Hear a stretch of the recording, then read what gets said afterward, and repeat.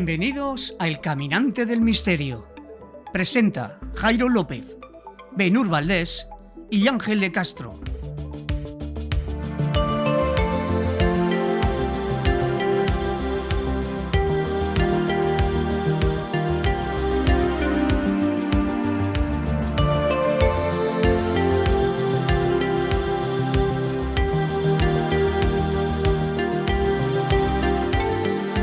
Buenas noches y bienvenidos al Caminante del Misterio. Buenas noches, Ángel. Hola, buenas noches. Bienvenida, Benur. ¿Qué tal, caminantes? Buenas noches. Hoy en el Caminante del Misterio charlaremos con Enrique Chazarra sobre Ochate, con toda la verdad, de misterios en el cine. También tenemos experiencias paranormales de nuestros oyentes y vamos a meter un poco de ovnis que nos lleváis pidiendo ya un tiempo. Sí, que ya va siendo hora. Pues empezamos. Quería empezar con la entrevista a Enrique porque no os va a dejar indiferentes. Dice toda la verdad sobre Ochate. La verdad es que no es lo que esperábamos, pero es la verdad. Yo no me lo esperaba para nada, pero aquí se cuenta historias y sobre todo intentamos ser fieles a la realidad y contar la verdad. Pues vamos a ello. Adelante.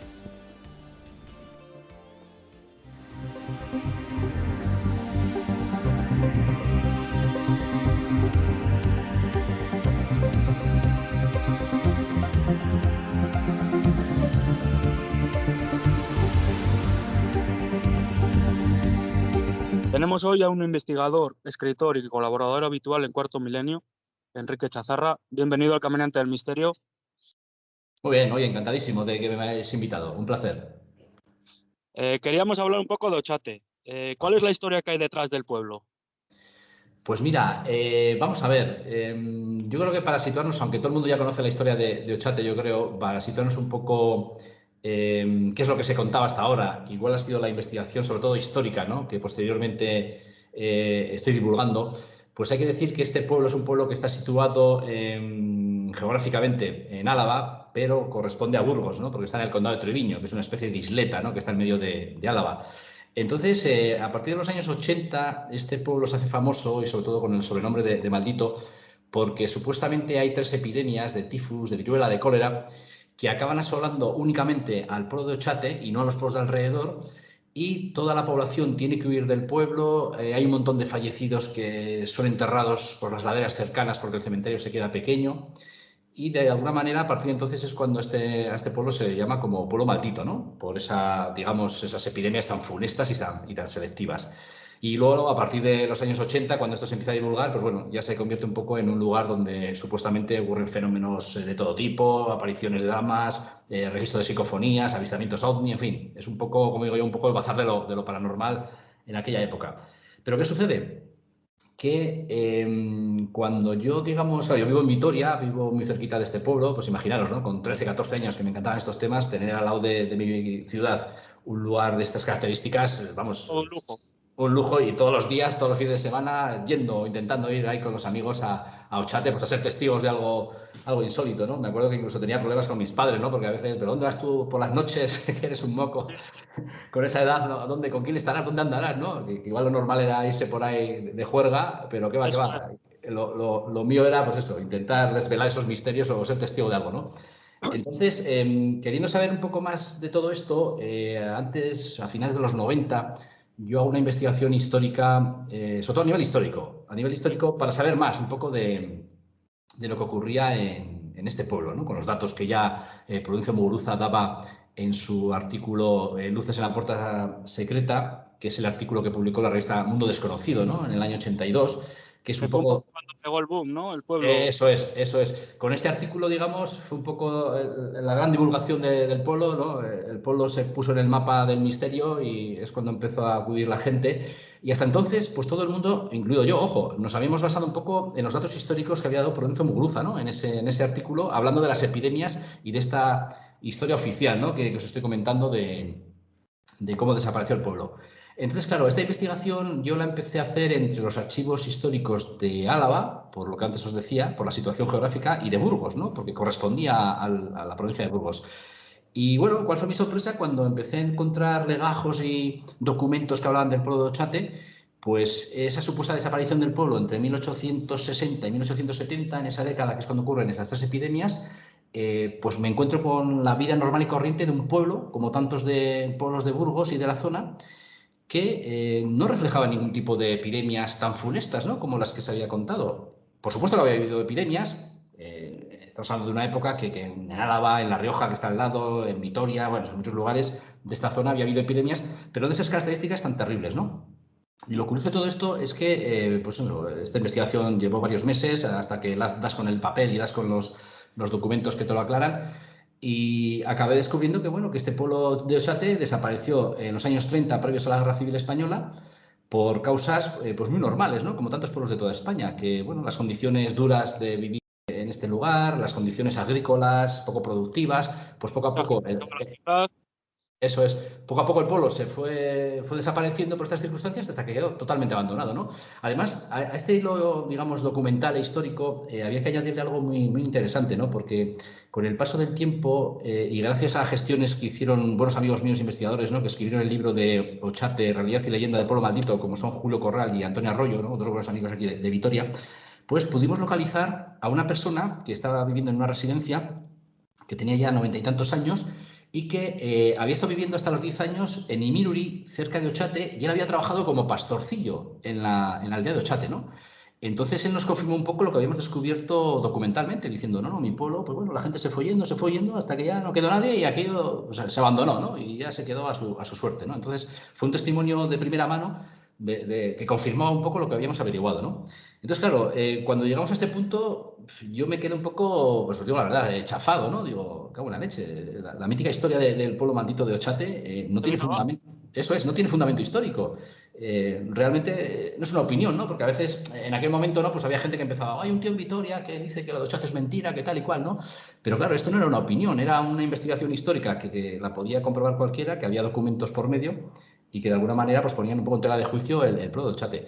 Claro, llegados a este punto, hay que decir, podemos ser muy críticos y rigurosos con el lado histórico del pueblo, ¿no? Pero claro, con el tema de lo que supuestamente ocurre ahí, en cuanto a testimonios, grabaciones y cosas por el estilo, claro, eso sí es otra cosa. Yo reconozco que, vamos, que Ochate ya tiene una fama y mucha gente que va a este pueblo, no sé si habéis estado vosotros o si lo conocéis. Sí habéis estado. Entonces, o sea, es que, mira, nosotros somos de Reynosa, de Cantabria. Sí. Yo investigando digo, joder, si pone Burgos, y Burgos nos queda 1 hora. Claro. Pero ya me meto en carretera 2 horas y ya veo un cartel que pone Vitoria 15. Digo, madre. Sí. Eso es que claro, como corresponde a Burgos, pero claro, lo que dices, está muy cerca de Vitoria. Entonces, claro, en aquel momento me decían, claro, es que si estás poniendo en duda digo, no estoy poniendo en duda, es que, insisto, no es una opinión. Y mira que en el mundo del misterio todos tenemos opiniones y pueden ser contradictorias o pueden ser más o menos osadas o no. Pero eso es. En cuestiones documentales hay una discusión posible, ¿no? No es una opinión, pero claro, esto ponía un poco en tela de juicio. Bueno, entonces el resto de vivencias que dice que ha tenido la gente, esas experiencias, son mentiras, no lo son. Y claro, yo ahí no me puedo meter demasiado. Tengo mi opinión en muchas cosas, pero claro, una persona que va allí de noche y dice ver una luminaria extraña en el cielo y no encuentra ninguna razón lógica o razonable, pues bueno, no lo va a poner en duda, ¿no?, que lo haya vivido. Pero sí es cierto que esa etiqueta y ese sobrenombre ya que tiene de pueblo misterioso, pues pesa mucho. Y bueno, a estas alturas, por mucho que divulguemos este lado más crítico de Ochate, como es en este programa vuestro, pues la gente al final se ha quedado con la historia de siempre, ¿no? Y a veces no trasciende todo esto. Además es curioso porque... Quería yo hablar contigo porque sé que has hecho una investigación muy a fondo y muy buena para desmentir, ¿no? Pero contar la historia como es. O sea, al final es lo que tú dices, los legajos están escritos y de las 3 epidemias, pues es lo que hay, que las ha habido como en todos los pueblos. Claro. Además, yo fui el primero decepcionado, ¿no? Porque yo había salido en programas de radio de muy jovencillo, pues eso, hablando de las 3 epidemias del pueblo, tal y cual, porque, bueno, consideramos que esos datos históricos que contaba Provincia Muguruza, pues eran ciertos, ¿no? Pero claro, cuando uno ya se pone a meterle mano para saber más, no era ni mucho menos para encontrar nada raro, sino digo, vamos a ampliar la historia, ¿no? Porque estamos hablando de 1860, 1870 y en términos históricos eso es antes de ayer, entonces tenía que haber más documentación, ¿no? Y efectivamente, había más documentación, pero que por ningún lado aparece nada de esto, ¿no? Luego yo posteriormente también, yo tengo mucha amistad y hace tiempo que no estoy con él, pero con Provincia Muguruza, ¿no?, el artífice de todo esto, y yo le preguntaba, oye, Provincia, pero mira lo que he encontrado y mira lo que tú cuentas y tal, y él me decía, no, es que esto más que nada es la tradición oral, luego la documentación que encontré era de archivos que luego han desaparecido por incendios, por siniestros, por tal, por no sé qué. Y joder, nunca fue muy claro, ¿no? al respecto. Pero lo claro está esos documentos sobre la mesa, vaya. Como decir, hubo 3 epidemias y desapareció el pueblo, ¿no? Al final es una leyenda que pesa mucho. Claro, es que imaginaros que en vez de 1800, en el siglo XIX, final del XIX, pues esta historia se pone, pues no sé, en el siglo XII, en el siglo XI, que apenas hay igual documentación, que no hay legajos, que no hay nada sobre epidemias. Pues bueno, igual al final hay que admitir, bueno, pues es lo que hay, ya está. Pero claro, situando una leyenda en el siglo XIX, pues no es tan difícil, ¿no?, encontrar documentación que diga lo contrario como así ha sido, ¿no? Y claro, el fin de la cuestión es lo que os digo. Ahora, ¿qué pasa con toda esa fama y todos esos fenómenos extraños? Pues bueno, pues ya había que hacer una criba.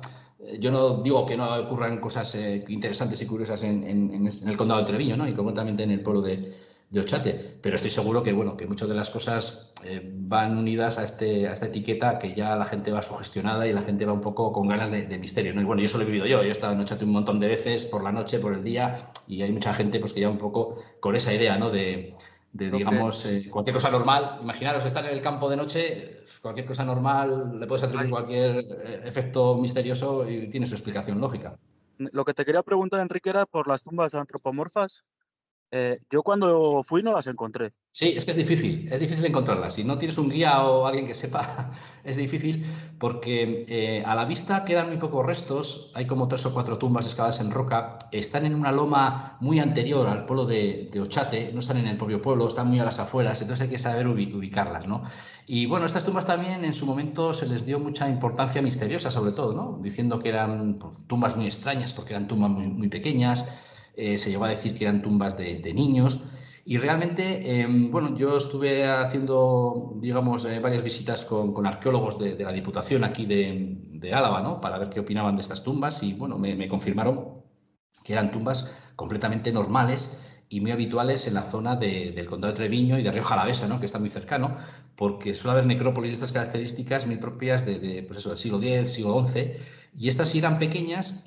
Bueno, eran pequeñas porque en aquella época las personas eran más pequeñas que hoy en día, pero también las de Ochate concretamente están en una ladera, y esa ladera con el paso del tiempo se ha desmoronado. Entonces, claro, no estamos viendo el tamaño real, porque el resto de la tumba está en la parte inferior de la ladera, ¿no? Entonces, eso de que sean niños y que tenga esa connotación misteriosa, pues también se puede, digamos, desmontar con estos datos arqueológicos y científicos, ¿no? Que tampoco le quita, digamos, eso es importancia, ni mucho menos, ¿no? Porque yo recomiendo, vamos, no solo en Ochate, sino en todo el condado de Treviño y en ciertas zonas de Rioja Alavesa que están muy cerca del condado de Treviño, tenemos necrópolis impresionantes, ¿no?, de un montón de tumbas excavadas en la roca, antropomorfas de aquella época, y realmente son bastante interesantes. Otra cosa que te quería preguntar, yo cuando estuve leyendo un poco sobre el pueblo, Sí. leí que había desaparecido un cura, ¿puede ser?, subiendo a la ermita. Sí.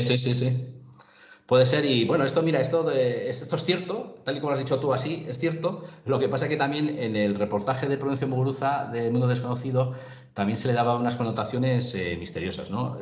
La historia oficial contaba que Antonio Villegas, que es así como se llamaba el sacerdote, pues un buen día le vieron subir desde el pueblo hasta la ermita de Burgondo, que es la ermita que está, bueno, lo que queda de ella ahora, en la parte superior del pueblo, que seguramente la veréis vosotros cuando fuisteis. Pues este cura, la última vez que se le vio por el pueblo fue haciendo ese recorrido, ¿no? Y luego nunca más se supo de él, desapareció por completo, ¿no? Entonces, bueno, a partir de ahí pues se generaron historias de que desde que había sido secuestrado por los ovnis hasta que había encontrado una puerta dimensional, hasta que, bueno, todo con explicaciones muy osadas y muy de este pelo, ¿no? Muy misteriosas, muy del mundillo de... Muy bien, le viene al pelo al pueblo. Por eso. Pero ¿qué sucede? Yo cuando empecé a descubrir estas cosillas me centré también en el cura, porque me parecía interesante, ¿no? Teníamos un nombre, apellidos, teníamos unas fechas, y empecé a indagar y no encontraba nada, ¿no? Y puse en duda incluso la existencia de este cura, ¿no? Digo, pues a ver si esto también forma parte de la leyenda y ni siquiera existe este párroco. Pero cuando escribieron el libro que antes os comentaba mi amigos Antonio y Julio, el de Ochate, Realidad y Leyenda del Pueblo Maldito, ellos, con la información que yo tenía, fueron un poquito más allá y tuvieron suerte porque en un archivo de Calahorra, un archivo eclesiástico, encontraron cartas escritas por la propia mano de este cura, donde se explicaba un poco el misterio de su desaparición. Y así muy resumido, resulta que este cura estaba como párroco de Ochate y en sus cartas contaba que no estaba muy a gusto siendo párroco de ese pueblo, porque bueno, era un lugar que no le gustaba, era un lugar muy frío, él quería ser párroco de su pueblo, este hombre era de un pueblo de Palencia, Lihuérzana, si no recuerdo mal, y él quería ser párroco de ese pueblo, entonces está continuamente solicitando el traslado al obispado para ir a ese pueblo, pero no se lo concedían. Y bueno, todo esto lo refleja en estas cartas, ¿no? Y un buen día, este cura, pues sin mediar palabras, sin dar explicaciones, harto de que no le hacían caso, pues se marchó de Ochate. Además se marchó con su, digamos, ama de llaves o una sirvienta que tenía, incluso en las cartas denota que hubo cierto lío ahí amoroso entre ambos.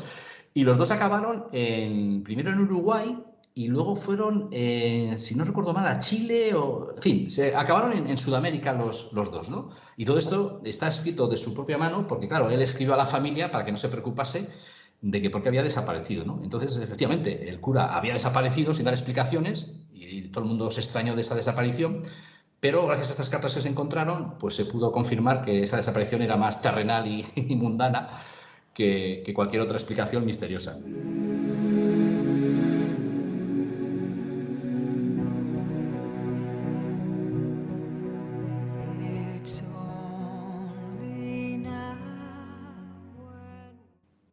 ¿Y tú como investigador has sufrido ahí algún fenómeno paranormal? Pues mira, no, pero sí que tengo una anécdota que me gusta contar porque está dentro de, no sé si etiquetarla paranormal, misteriosa o sin explicación.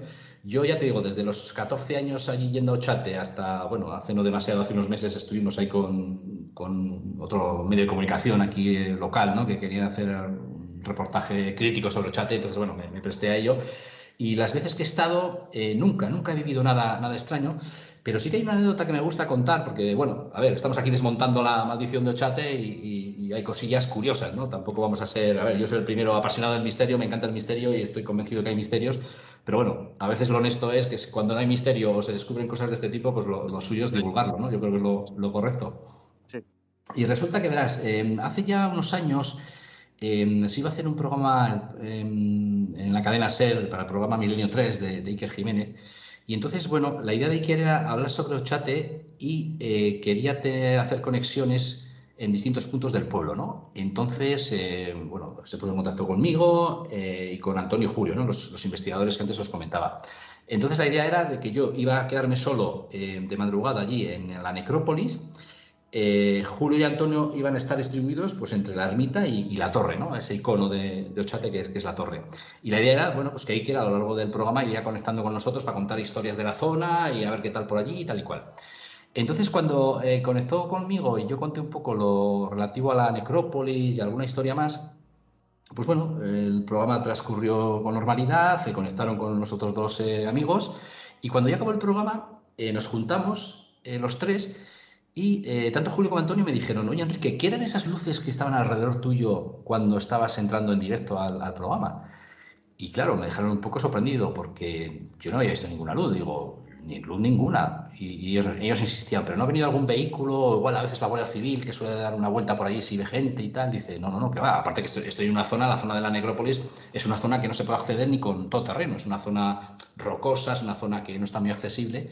Y es complicado que ahí vaya un vehículo. Además, yo tengo la costumbre de cuando hablo por teléfono móvil, me muevo mucho, soy muy inquieto y doy muchas vueltas y, vamos, no pierdo de vista ningún ángulo, vamos a decirlo así. Y en ese momento yo no había visto ninguna luz, ¿no? Pues ellos juraban y perjuraban de que alrededor mío había unas luces. Entonces ya ves tú que investigador, que tiene fenómenos ahí inexplicados alrededor y ni se entera, ¿no? Ni se da cuenta. Y bueno... Dime. Sí, no, eso iba a decir. Y bueno, es una anécdota curiosa, un poco así, la cuento en plan de risas casi, pero bueno, nunca supimos que fueron aquellas luces, ¿no? Y estoy hablando, claro, estos dos compañeros míos pues son de fiar, son gente que queda en este montón de veces en Ochate.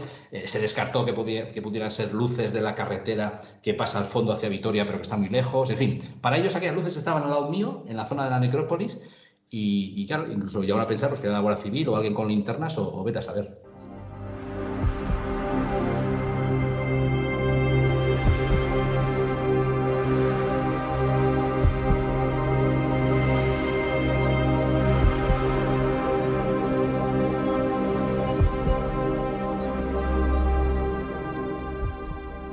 Yo la anécdota que tengo también cuando fuimos, tengo que decir que puse la grabadora en la torre Sí. y grabé como una pequeña campanada, pero bueno, habría que estudiarlo. Pero lo que sí, las fotos.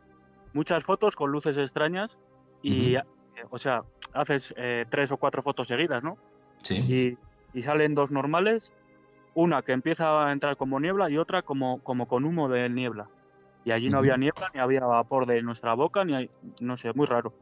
Claro. No te puedo decir que sea un fenómeno paranormal, pero... Sí, es que muchas veces este tipo de fenómenos están en ese límite que parecen que pueden ser normales o lógicos, pero tampoco acabas de encontrar, ¿no?, la explicación razonable. Mira, en Ochate suele pasar mucho, además eso le pasa mucho a los cámaras y a los técnicos de, pues eso, de radio, sobre todo de televisión, cuando van con las cámaras, que han dejado toda la noche en el hotel cargando las baterías para el día siguiente grabar recursos y grabar entrevistas y tal en Ochate, y de repente llegan al pueblo de Ochate y están las baterías descargadas, ¿no? Y dicen, ¿será posible? Pero se han estado toda la noche ahí cargando, ¿no? Entonces, bueno, se le ha intentado dar una explicación también incluso geomagnética, digo, decían, hablando incluso con geólogos y tal, ¿no? Porque en Ochate, ya te digo, yo he consultado con un montón de disciplinas al hilo de todas estas historias, me decían que, bueno, que si es una zona rica en estos minerales magnéticos y tal, pues bueno, que pudieran influir de alguna manera. Claro, vaciarlas por completo no es lo más normal, pero bueno, por darle un toque geológico, ¿no? Pero sí es curioso que yo he sido testigo de eso y la verdad es que es bastante desconcertante, sobre todo, porque imaginaros, vas allá a grabar y no tienes baterías, pues vamos, incluso el cámara queda como que no hace bien su trabajo todavía, ¿no? Cuando él perjura que las ha cargado en el hotel por la noche.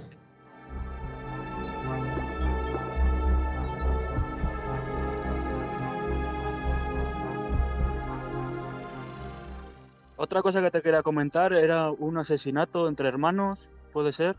No entre hermanos, entre pastores, exactamente. Entre pastores. Eso es, sí. Esto es un crimen, bueno, crónica negra que ha ocurrido que se ha descubierto en Ochate, que yo me imagino que como en todos los pueblos y todas las aldeas de este tipo rural, pues sí, en todos lados hay crímenes y hay movidas de este tipo, ¿no? Esto fue exactamente, además fue en pues, unos años previos a la desaparición del pueblo, ¿no? A los años 30 o así, que hubo una trifulca entre dos pastores, ¿no? Una discusión por cuestiones, pues eso, de ganado, de terrenos y demás, y bueno, uno de ellos se lió a golpes con el otro y bueno, y lo asesinó, ¿no? Y hay una casa que hoy en día está en ruinas, pero bueno, todavía se puede apreciar la casa. Fue asesinado este hombre, además el asesino, le asesinó allí y se marchó tranquilamente andando hacia Miranda de Ebro. Y por el camino, pues bueno, la policía lo detuvo y estuvo retenido y demás, ¿no? Entonces, bueno, son de estos crímenes de la España rural, ¿no? Por este tipo de cuestiones que, bueno, que tampoco es que haga más misterioso al pueblo, porque como decimos, pues bueno, crímenes de estas características hay en todos lados. Pero bueno, no deja de ser una historia curiosa, ¿no? De crónica negra aquí en el pueblo de Ochate. Luego, otra cosa que había leído sobre un investigador que se quitó la vida en el coche. Mira, esta es una historia que os la puedo contar bien, más que nada porque yo he vivido un poco todo esto. La suerte que he tenido para opinar sobre Ochate, no ya por las investigaciones que has podido hacer o por la opinión que tengas, sino porque, claro, en el boom de Ochate, pues eso, yo empezaba con estos temas y yo viví de lleno pues esos finales de los 80, principios de los 90, y conocí de primera mano muchos relatos y muchos protagonistas, pues eso, que con el paso del tiempo se han tergiversado sus historias, ¿no? Y concretamente esta historia que estáis preguntando tiene que ver con un grupo de amigos de Vitoria que eran muy aficionados al mundo del misterio y entonces iban mucho a Ochate, ¿no? A intentar grabar psicofonías, a pasar noches y demás. Entonces este grupo resulta que una noche, además fue una noche muy elegida, ¿no? Porque fue la noche de Halloween, una víspera de Todos los Santos del año 87, 88, si no recuerdo mal, pues decidieron ir a Ochate a grabar psicofonías, a sacar fotos y tal.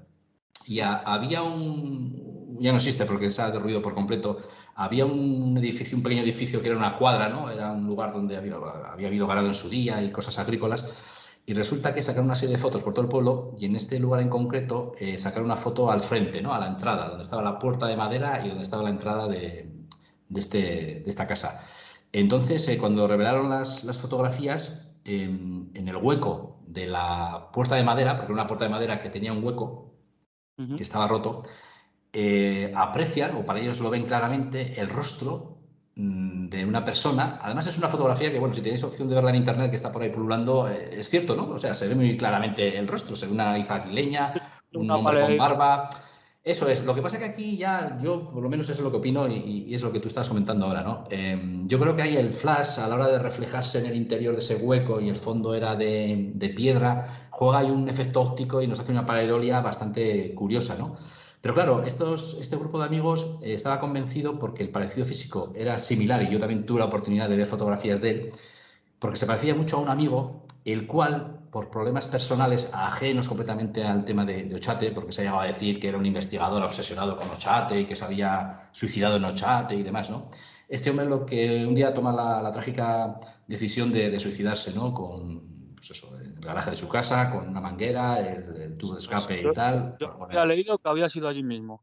no ha sido allí. Entonces, claro, ellos cuando revelan esta foto y ven ese rostro, identifican con su amigo fallecido, ¿no? Que había muerto en esas circunstancias tan trágicas. Pero ya te digo, era una persona que no tenía que ver nada con Ochate y de alguna manera fue en su domicilio, vamos, no fue en Ochate, ¿no? Entonces, bueno, sí que es curioso el parecido, porque yo he podido ver la foto de esta persona en cuestión y se parece, tiene un aire, ¿no? A esa pareidolia, vamos a decirlo así. Y bueno, ella cada uno, pues, no sé, las ganas que tenga de misterio, como suelo decir yo. Pero este grupo de amigos estaban convencidos, ¿no? De que su amigo se había manifestado de esa manera en esa noche tan señalada con esa fotografía y sí, como curiosidad, pues no está mal.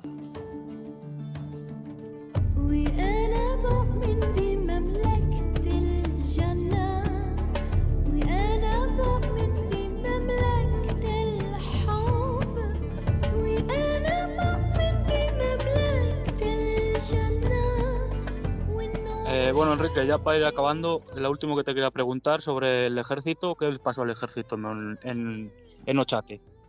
Pues mira, el tema del ejército son de esas cosas que podíamos etiquetarlas como sucesos sin explicación, ¿no? Vamos a decirlos en esta zona.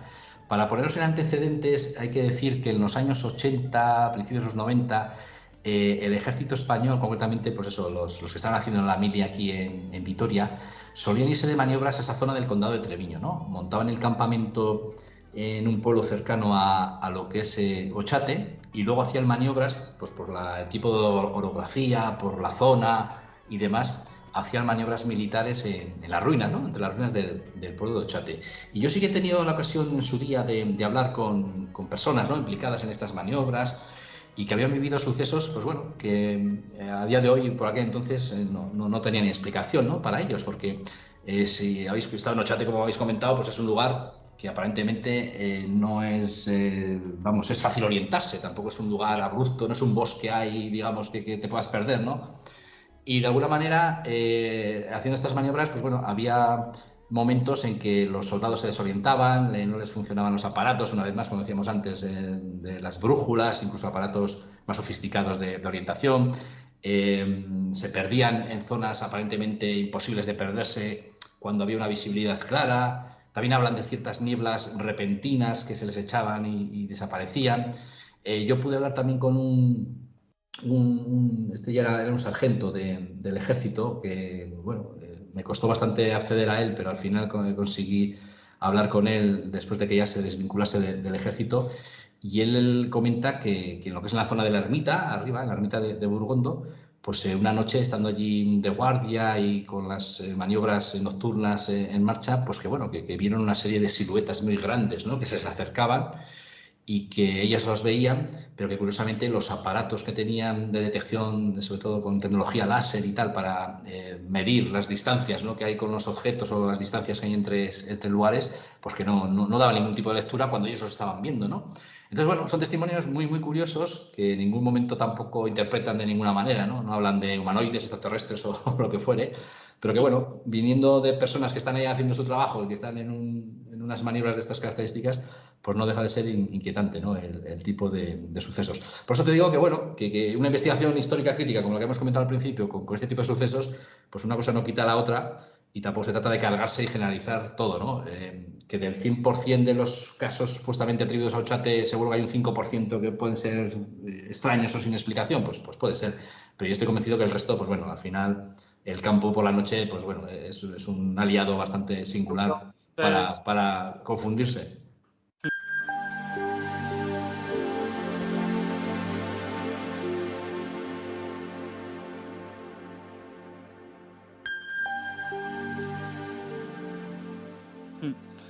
Pues muy bien, Enrique, pues hasta aquí ha sido todo. Te agradezco mucho que hayas aceptado la invitación y espero poder contar contigo en próximas entrevistas. Claro que sí, nada, un verdadero placer y aquí estoy, que tampoco no estamos tan lejos Eso. de aquí, de Vale. Álava, de Cantabria, sí señor. Vale, pues muchas gracias, Enrique. A Un saludo. vosotros, un abrazo, gracias.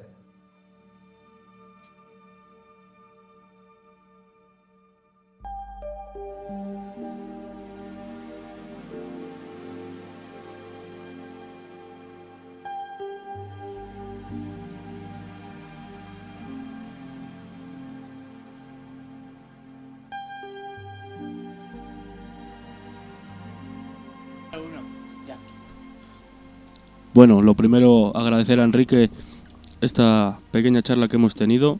¿Qué opiniones? Todo un placer tener a una persona de este nivel Sí, entre nosotros. A ver si por mi parte aprendo algo. bueno. Con los mejores. ¿Qué opiniones os ha dejado esta entrevista? A mí me ha dejado un poco frío, no me la esperaba, de verdad. Yo también. Me esperaba. Lo que se supone que hasta fecha de hoy un pueblo que te arrastraba tanto linaje de parapsicología, eventos paranormales, Tanta leyenda. Sí. Sí, podríamos decir eso. De repente nos dan una cura de realidad. Totalmente. Un tortazo en la cara. Muy bien, Ángel. No me esperaba. Desde el señor... De realidad, perdona que te diga, de un tortazo de realidad, ¿no? Al final sí. es la historia y es lo que está escrito. Empezando desde el señor Muguruza, creo que se llamaba, el apellido que vio la luz y se supone hasta pasando por el rayo que cayó en el tejado de la iglesia donde apareció el medallón de Nuestra Señora, todo eso, incluso con la desaparición del cura, que sí, claro, y así yo también me desaparecía, que se fue con su doncella a recorrer medio Latinoamérica hasta... ¿Qué era verdad y qué era mentira de Claro, todo lo que sabíamos hasta ahora? También tenemos que separar un poco, como dice Enrique, de la historia a lo paranormal, ¿no? Porque al final lo paranormal ahí está y nadie puede decir si es verdad o es mentira. Las psicofonías están, las fotografías están, las sensaciones están, ¿no? Sí, no, las sensaciones esas, las que han vivido la gente que ha llegado, ha visitado el pueblo, esa no te la va a quitar nadie. No, por eso. Nada, Pero... y que lo que mucha gente ha tenido esas sensaciones cuando han llegado, gente que camino, pueblo, la carretera arriba, como aquel equipo de producción, de televisión, creo que fue de la 4, subiendo, se desmayaron en mitad del camino, o operadores de cámara que llevaban sus cámaras después de estar toda la noche. Se quedaron sin batería. Exactamente, se cargaron toda la batería y se quedaron sin batería. El motivo, algún motivo habrá. Hombre, también te digo la verdad, yo como fotógrafo, estar cargando toda la noche las baterías de la cámara, e ir a sacar fotos, por ejemplo, las marzas que hay aquí, y el frío, quedarse cero. O sea, eso podría ser una de las explicaciones. Sí. Más terrenales. Sí, evidentemente. Más lógicas. Más de aquí. La realidad, no lo sé. Los ovnis, no lo sé. Muguruza dice que sacó una foto, el último documental que vi yo sobre Ochate, confirmaban y reconfirmaban que que esas fotos no habían sido trucadas. Bueno, son fotos de los años 80, que ¿dónde está la original? Es eso, claro, evidentemente. ¿Dónde está el negativo?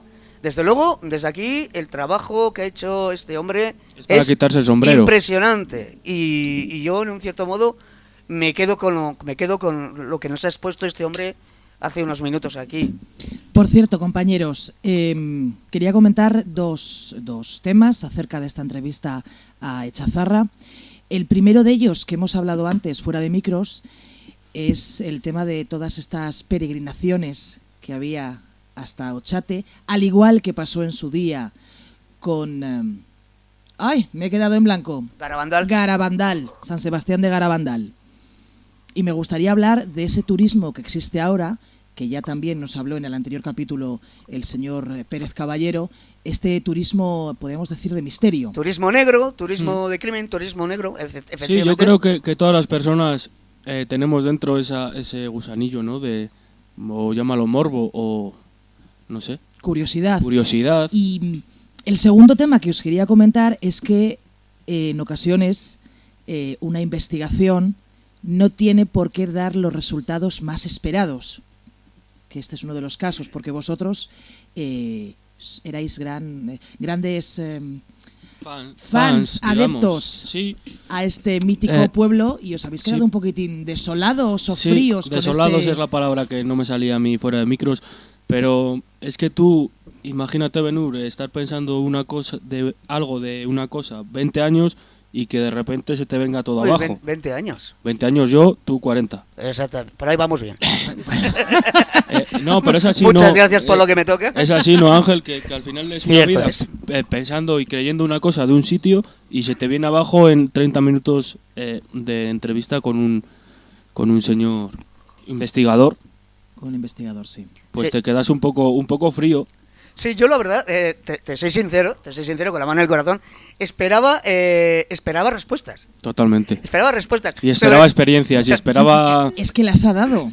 Sobre todo, por ejemplo, las del grupo de militar del ejército español. Claro, es que eso también, en todos los sitios que tú buscas, te lo pintan como que fue una cosa que se echó una niebla de repente en el pueblo, los militares no sabían para dónde ir. Vale, porque, por ejemplo, lo del cura, vamos, empezando por el principio, el cura. Vale, una explicación no ha desaparecido, no pasó a otro portal interdimensional. Que sino, es lo que se dice, por otra parte. Supuesta- Que fue a subir de una iglesia a la ermita de Burgondo y y desapareció. desapareció. Pasó Cruzó el a charco. otra dimensión.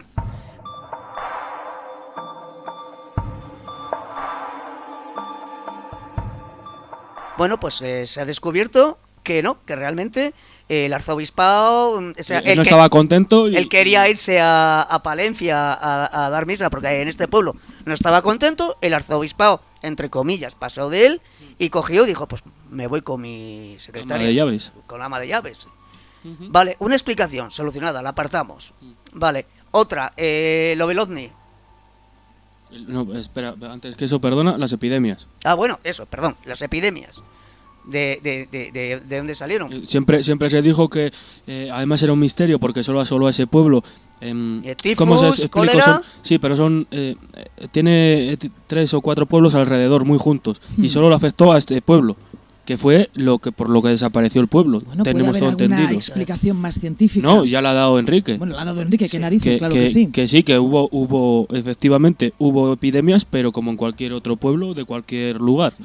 Que No un motivo para desaparecer un pueblo. No, evidentemente. ¿Cuál era la otra? La de los militares, efectivamente. Lo de los militares. Eso, ahí no hay explicación. Luego, Magnetismo, porque fallaban todos los sistemas Ajá. de comunicación, las brújulas, Geolocalizaciones. todo eso fallaba. sí, Ángel, pero también estamos hablando de los 70 a los 80. Que una brújula y poco más, te quiero decir, que en plan Bueno. aparataje que podían tener en Tendrían esos algo años. más de aparatología, no tan moderna como Por la eso que te tenemos quiero ahora. decir. Luego también está lo de... yo tenía en mi cabeza, bueno, en mi cabeza no, que lo había leído, un chico que era un investigador que se había obsesionado mucho con el pueblo y se suicidó allí. No sé si tú también lo has oído. Enrique también nos ha comentado que sí, que se suicidó por X motivos de su vida personal, pero que no lo hizo en el pueblo. Que fue fuera del pueblo. Fue fuera del pueblo. Lo mismo que el asesinato entre los dos pastores. Pero vamos, que eso... Rumorología, leyenda. No, eso sí fue me- real, pero que es normal. Bueno, normal. ¿En cuántos pueblos ha Hay habido? disputas, Hay hay disputas peleas, sí. por lindes de Por praos y Parcelas Eso y es, tal. Y pues, eso es una cosa normal. no, es normal, pero vamos, que Bueno, es un asesinato normal. El señor Echazarra nos ha dado respuestas. Otra cosa es, otro tema, que nos han gustado. Eso sí, pero yo lo agradezco mucho porque desde aquí lo primero que queremos transmitir son verdades y casos reales, no inventados, y que un señor nos cuente que esta cosa no es así, que es de la otra manera, pues se acepta y se agradece, ¿no? Al final puedes estar equivocado en una mentira toda tu vida, pero siempre va a venir alguien que te saque de ello. La verdad solo tiene un camino. Y muy agradecidos otra vez a Enrique, Sí, ha sido un placer. aunque nos haya dejado fríos, pero ahí está la verdad, y toda la verdad sobre Ochate. Esperamos volver a contar con él Sí, más sí. adelante. y darle las gracias desde aquí. Sí, no, además lo hablé con él, que para futuros programas va a estar disponible también para nosotros.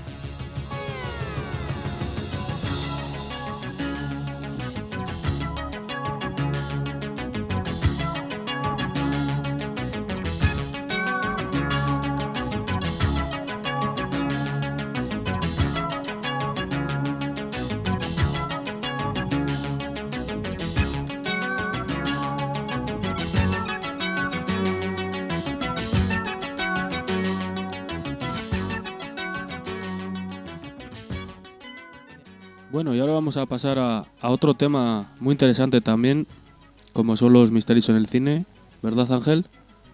¿Verdad? ¿Qué nos tienes preparado? Pues mira, pinar un poco las orejas, y si os pongo esta música...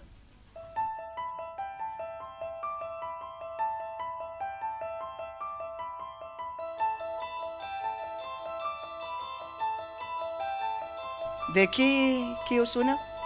El Exorcista. Veo que andáis vivos. ¡Hombre! Y de eso es lo que vamos a hablar. No de la película, porque la película del Exorcista es una de las películas más terroríficas que ha hecho el cine, yo creo que de toda la historia. Sin contar otras, porque siempre... sí, dime, Benur. Que quería comentaros que mis padres, que son grandes cinéfilos, me cuentan que en su día, en el antiguo Cine Coliseum, en Santander, que se quemó, por cierto, cuando fueron a ver El Exorcista, el ojo humano no estaba hecho a imágenes tan explícitas, tan expresivas, y mi madre me cuenta que había una ambulancia fuera del cine y que hubo gente que sufrió desmayos, mareos y que tuvieron que ser atendidos.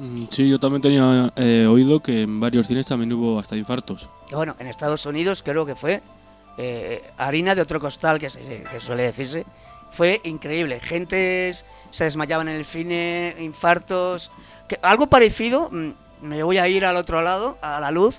Algo pasó lo mismo en la película de La Pasión de Cristo, de Mel Gibson, que hubo gente que tampoco lo pudo aguantar, ver tanta sangre, pero yo creo que eso no deja de... Y la de Mel Gibson es más actual. Sí. Quieras que no, Sí, de la que tú estaríamos vas a más hablar ahora, no estábamos tan acostumbrados, ¿no? Como decía un profesor de arte que tuve yo en su día, el ojo humano, lo que os decía, no estaba acostumbrado a estas imágenes.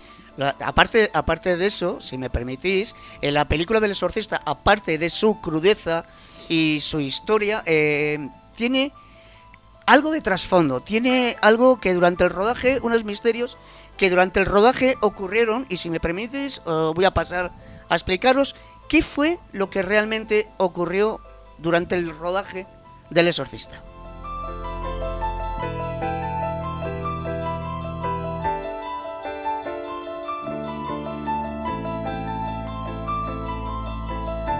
Para empezar, la película del Exorcista, del año 1973, fue dirigida por un tal William Friedkin, ¿vale? No solo es una de las películas de terror más icónicas de la historia, sino también está rodeada de leyendas, tragedias y sucesos inexplicables que la convirtieron en un verdadero misterio. A lo largo del rodaje y después del estreno, ocurrieron eventos extraños, accidentes e incluso muertes que alimentaron la idea de que la película estaba maldita. Uno de los sucesos más inquietantes fue un incendio en un estudio donde se filmaba la casa de Regan, la niña poseída, que en la realidad está basada esa película en un niño, no en una niña, sino en un niño. Bueno, volvamos a lo que estábamos hablando. El fuego destruyó casi todo el set, excepto la habitación donde se rodeaban las escenas de la posesión, que seguramente a más de uno os ha marcado en la cabeza esas escenas. Nadie pudo explicar por qué esa parte del decorado quedó intacta. Después de este incidente, el director Friedkin llevó a un sacerdote real al set para bendecirlo. Me hubiera gustado verlo eso, sí, in situ. Es curioso.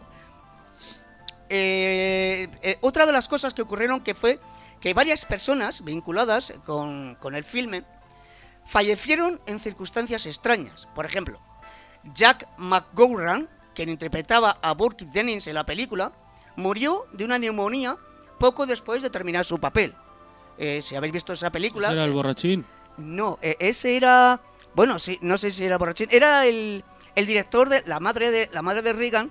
Era actriz en la película. Pues era el director. El director de la película, que iba con una chaqueta como marrón de pana. Sí, bueno, de todas maneras, buscarlo por Google. Sí. Ese fue el que falleció. Por otro lado, a ver, voy a leerlo porque estos nombres... Vasiliki Maliarios, bueno, la actriz que hacía de la madre del padre Carras, también murió antes del estreno. Bueno, eso puede ser una casualidad. No, pero en esta película hay Una muchas triste casualidades. casualidad, pero... Ya son 2 casualidades. No, y hay más. Vamos a por la tercera casualidad. Venga. El hermano de Max von Sydow, quien interpretaba al padre Merrin, falleció el primer día de rodaje. ¿Cómo os quedáis? ¿Ya cuántas vamos? 4, ¿no? 3 o 4, sí. 4. Bueno, vamos a por la quinta. El hijo de un técnico de efectos especiales sufrió un accidente grave en una motocicleta el mismo día de una escena clave de la película. En total, se registraron 9 muertes relacionadas con el rodaje y el estreno del Exorcista. Y te quiero comentar una, Ángel, no sé si tú lo tienes ahí. Después del éxito de la película, se llevó al teatro también.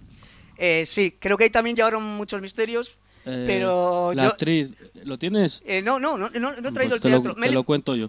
La actriz principal, después del estreno, fue un estreno abrumador, lleno de éxito.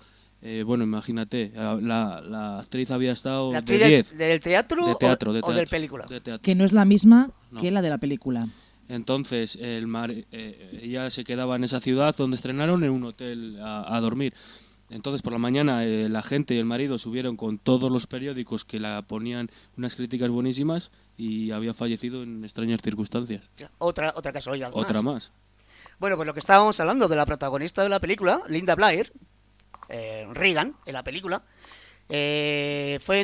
sufrió múltiples accidentes en el set, que no sabía ni por qué. Parecía como que todos los accidentes del set la buscaban a ella. En varias entrevistas afirmó que no recordaba haber filmado algunas escenas y que tenía sueños extraños después del rodaje. Es otra... Vamos. Pero vamos, que durante años se quejó de problemas relacionados con violentas sacudidas que sufrió dentro del set. O sea, para la protagonista del Exorcista, Linda Blair, la protagonista Reagan, no fue todo como se ve en la pantalla. Fue un sufrimiento continuo durante rodajes y rodajes. Por otro lado, los técnicos de sonido aseguraban haber captado ruidos y voces inexplicables mientras editaban la película. Vamos, aparecían susurros, sonrisas, o sea, psicofonías por todos lados. Se dicen que escucharon gritos y susurros, que es lo que estaba comentando, que no estaban en la grabación original. E incluso hay malas lenguas. Esto yo lo he estado buscando, porque esa película la he visto 30, 40 veces. Pero lo que estoy buscando es la película original sin doblar al castellano, porque dejaron las psicofonías o lo que se suponía que eran mensajes, susurros, risas que no estaban en la película original, que se habían filtrado.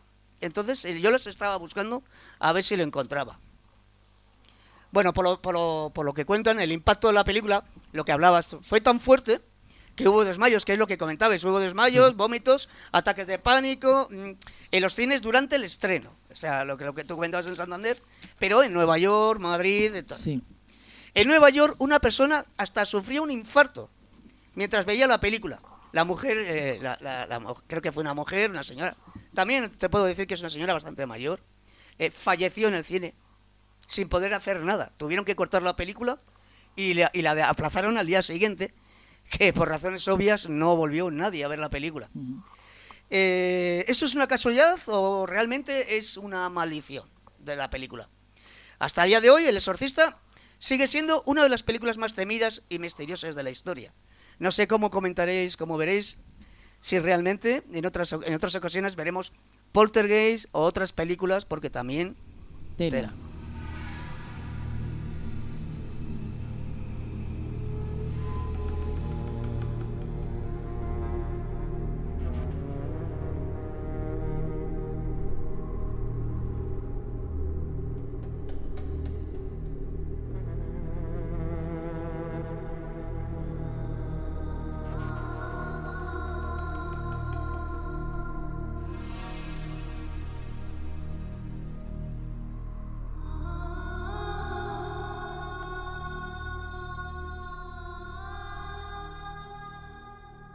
Sí, yo creo que, Ángel, podías hacer una especie de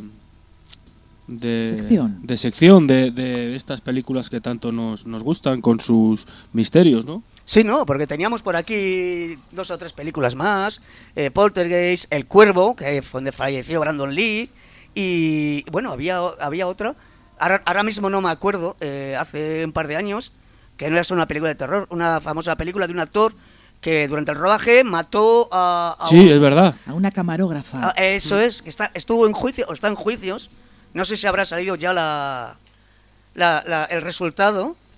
Y tenemos por ahí también desapariciones misteriosas, teorías, conspiraciones del cine. Ah, mira, esta te va a gustar a ti. A ver, dime. Que la tengo aquí apuntada. Mira, Stanley Kubrick. ¿Te suena, no? Pues, ¿nos hablarás de La Naranja Mecánica? No. Oh. Mejor aún, es que esto va a arder. Porque hay una teoría que afirma, es que cuidado, que Stanley Kubrick ayudó a falsificar el alunizaje de la Luna en 1969 debido a supuestos mensajes ocultos en El Resplandor en 1980. Otra, El Resplandor. Cuidado, ¿y el Mago de Oz? El Mago de Oz. Tiene rumores muy oscuros. Cuenta la leyenda que apareció un enano colgado en el set. Sí. Y que había malas condiciones con los actores.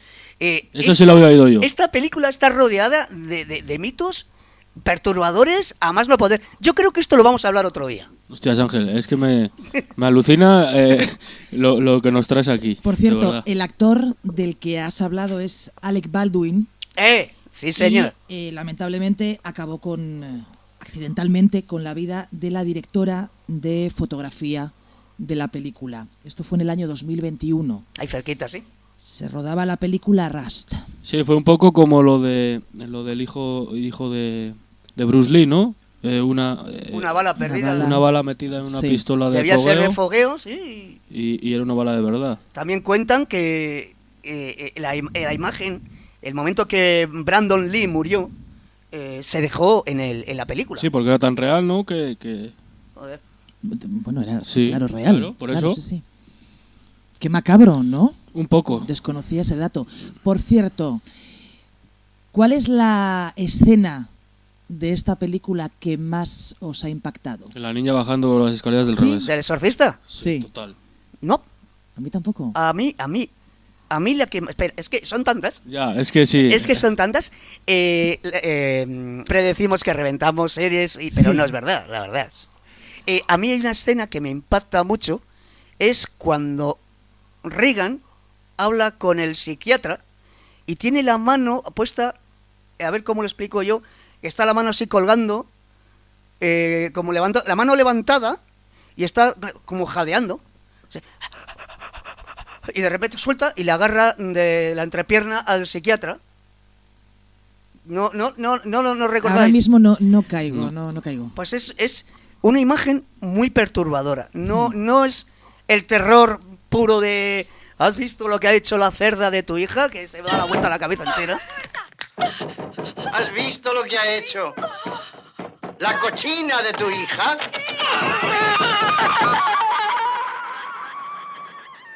No, eso no me da tanto terror. Ni lo que baje las escaleras. Pero hay escenas que realmente dan terror porque tocan un poco lo que es la psiquiatría, la enfermedad mental. Y crean una incomodidad. Una de las escenas que más me alucina a mí y me gusta, lo que comentas, Ángel, que no son escenas de terror, pero sí son escenas que crean una incomodidad en el espectador. A mí la escena que más me perturba, por así decirlo, del Exorcista es, tú que la conoces muy bien, la has visto ¿cuántas veces? 30. Bueno, por lo menos 30, fijo. Hay una cena en casa de la protagonista de Regan, hay diversas personalidades de su ciudad. Tocando el piano. Quilicua. Hay una astronauta y ella... ¿Usted morirá esta noche? Quilicua. Ella se acerca, se orina encima, y se lo dice. mancha la alfombra y le dice usted, o tú vas a morir esta noche, o vas a morir en el espacio, algo así dice, ¿no? Sí, usted morirá esta noche, sí. Algo así. Y la madre la disculpa, perdonadme, es que tiene algo de fiebre, está enferma. Sabes muchas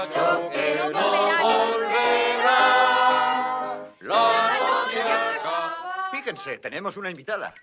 Usted morirá. En su nave espacial.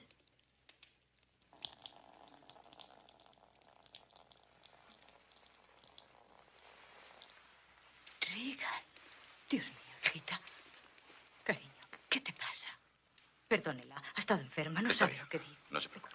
Esa escena me impacta mucho. También hay otra que son como unos Flashes. flashes. Una sí. limosna para un pobre monaguillo. No, cuando creo que le hacen un escáner cuando A la al niña, que le principio. meten una aguja por la garganta. No, le hacen un escáner y cuando ella está tumbada, no sé si un escáner, cuando está tumbada aparece como una imagen de un demonio. Sí. Es un flash Sí, muy rápido. Ese demonio es Pazuzu. Que es el que aparece en las siguientes ediciones que se grabaron del comienzo del Sí, cuando del exorcista. en el padre Merrin, que no está encuentra en que Egipto. ¿en Egipto? o Sí, África? en las pirámides de Egipto. Están excavando y Ah. encuentran una pequeña piedra Que es un que es la demonio. cabeza, el demonio Pazuzu, Pazuzu. Que es un demonio real. que es cuando liberan. Es cuando iba a decirte, tanto le tenía yo en casa, en la balda. Bueno, no me mires así, menú. Correr un tupido velo. No ves, apareció como una pequeña piedra con el rostro o la efigie de Pazuzu, y fue cuando se supone que hay cuando los perros se muerden entre ellos, se liberan el mal y todas estas cosas. Y en la escena, esta mítica escena de las escaleras, que se supone, ¿no? Si no recuerdo mal, que están detrás Eso es al final de la película. del edificio, bueno, de la habitación de... Sí. Voy a procurar no decir el final de la película. Vale. Pablo. La habitación de... Se me ha ido el nombre de la muchacha, de la niña. pues, Regan. De Regan. Hay una ventana y da unas escaleras. Tengo entendido que también hubo un accidente en esas escaleras mató. Bueno, y falleció una persona. siendo realistas, bajar esas escaleras, lo raro es que no haya accidentes. Porque es unas escaleras muy empinadas, muy inclinadas, y además se anda fatal. De hecho, creo, si mal no me equivoco, que alguien conocido tuyo estuvo estudiando en la universidad allí al lado, y vamos. Sí, no, me lo comentó. Sí. Vale, pues dice que estaban esas escaleras. Tú ya sabes quién es, que estás Sí, en sí, casa. sí, mi hermana. No, sí, vale, sí. sí, no, se lo decía a tu hermana. Vale, estás hablando al micrófono. Estoy hablando a al mi micrófono hermana. a tu hermana, sí. Y esas escaleras son increíbles. Yo recomendaría, hay un vídeo en YouTube visitando escenas del exorcista, y aparte de que hay unas iglesias que son preciosas, unas maravillas. Son unas iglesias diferentes a las que hay en España, como catedrales. Sí. Y esas escaleras, cuidado.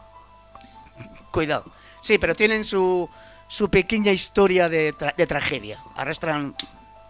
¿Nos pones, Ángel, un poquitín más de esta maravillosa banda sonora?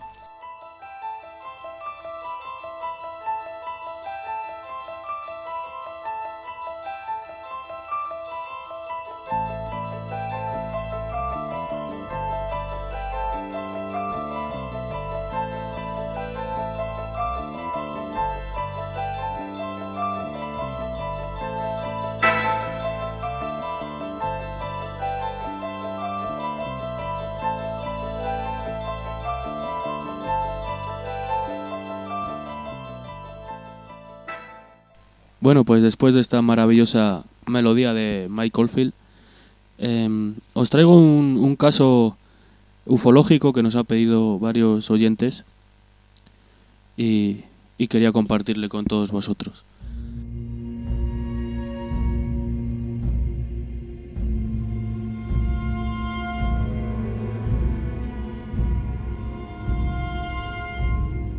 Es el caso de Julio F., que era un hombre normal, muy aficionado a la caza, y como todo aficionado a caza, pues acostumbraba a salir temprano por la mañana con su perro Mus, para así aprovechar al máximo el tiempo de montería. Sin embargo, la madrugada del 5 de febrero de 1978 tendría un insólito encuentro con lo extraño. ¿Qué ocurrió? Pues aquel día Julio conducía su coche, acompañado por su perro Mus, por la Nacional 2, cuando de repente una extraña voz le hizo desviarse hacia el entonces célebre Hostal 113. Allí pararía para descansar, tomar un café y conversar con un misterioso hombre cuyo pelo y vestimenta le llamaron bastante la atención. A pesar de todo ello, el cazador no le dio mayor importancia y siguió su camino hacia Medinaceli, donde pocos minutos después avistaría una rara luz en el cielo, que le provocaría un peligroso incidente con su vehículo. La siguiente escena en este relato nos lleva a lo que Julio recordó durante las sesiones de hipnosis, que le fueron realizadas años después. Mientras revisaba si se había producido alguna avería en su SEAT 124, vio como 2 humanoides le llamaban por su nombre y le pedían que les acompañara hasta un lugar cercano. Una invitación que Julio aceptó al escuchar de nuevo una voz que le iba tranquilizando. Nunca se llegó a saber lo que sucedió a continuación. Se supone que Julio y Much fueron abducidos durante varias horas hacia el interior de una aeronave, donde fueron examinados por estas criaturas, que en ningún momento les hicieron daño. Lo que sí tenían después eran pequeñas marcas de como cuando te sacan sangre. Como disecciones en el brazo. Sí, pero de una aguja, no les hicieron mayor daño. Como hicieron como análisis de sangre y poco más. Es un caso un poco extraño porque todo lo que se sabe fue a posteriori y por sesiones de hipnosis que le hicieron, porque él no recordaba realmente lo que había ocurrido. Desde luego ha sido un caso digno de mostrar aquí. ¿Y sabes si le hicieron algún estudio? Se me ha ido la palabra. Físico. Físico, sí, algún análisis. No. Análisis sí le hicieron los supuestos humanoides, pero después en un hospital. ¿En un centro de salud? No sé nada. Lo que sí sé, eso, que todo esto ¿No fue... se llama así, centro de salud? Sí, que me ha hecho gracia. Todo esto fue a posterior por las sesiones de hipnosis, porque él realmente no recordaba tantos datos.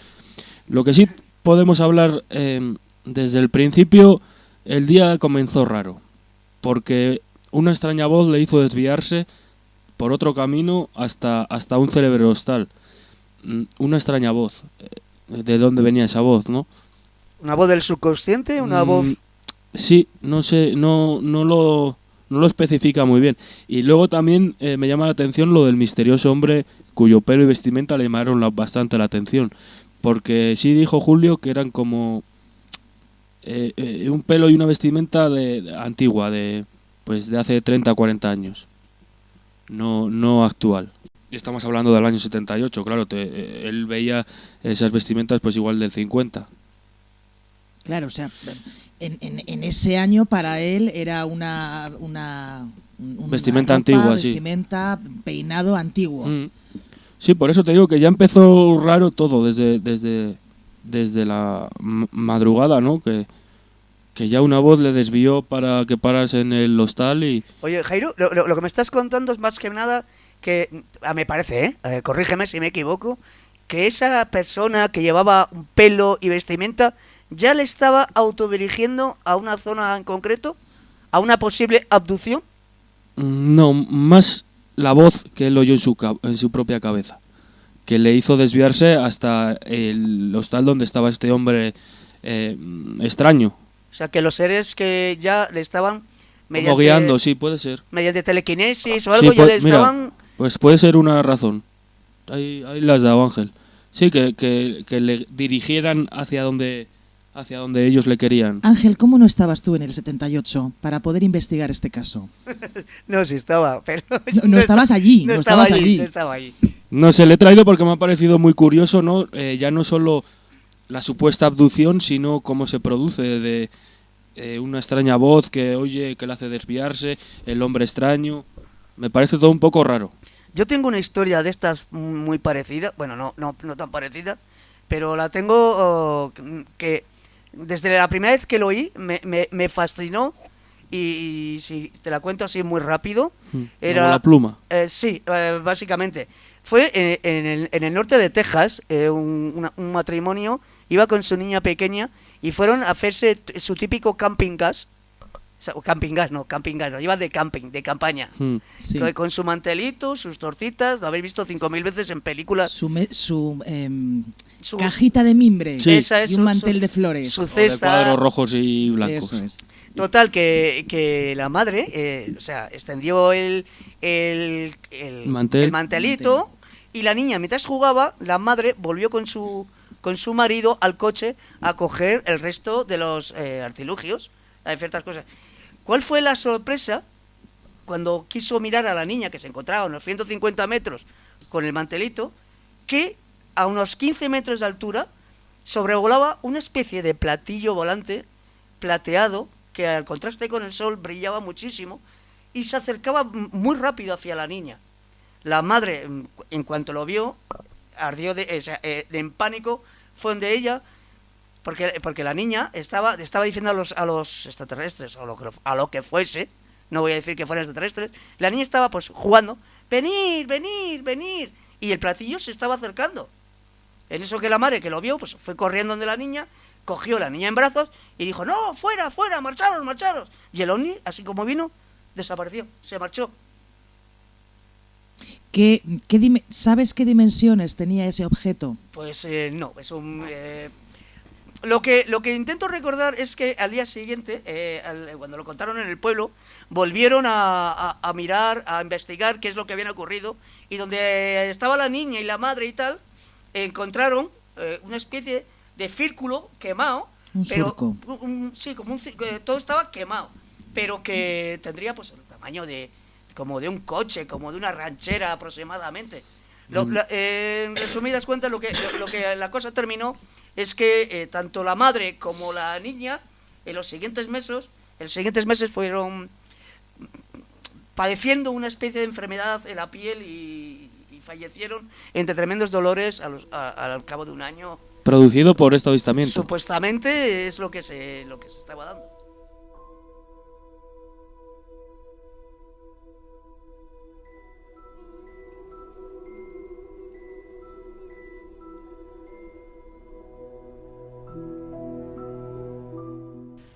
Por cierto, cuando hablas de este surco, nos viene a la cosecha.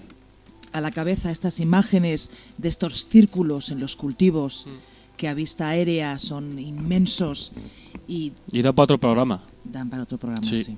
Son increíbles. Sale la película de la cosecha, ¿no? De Mel Gibson. También relacionado a esto, ¿no? Pero no es lo mismo, las líneas de Nazca.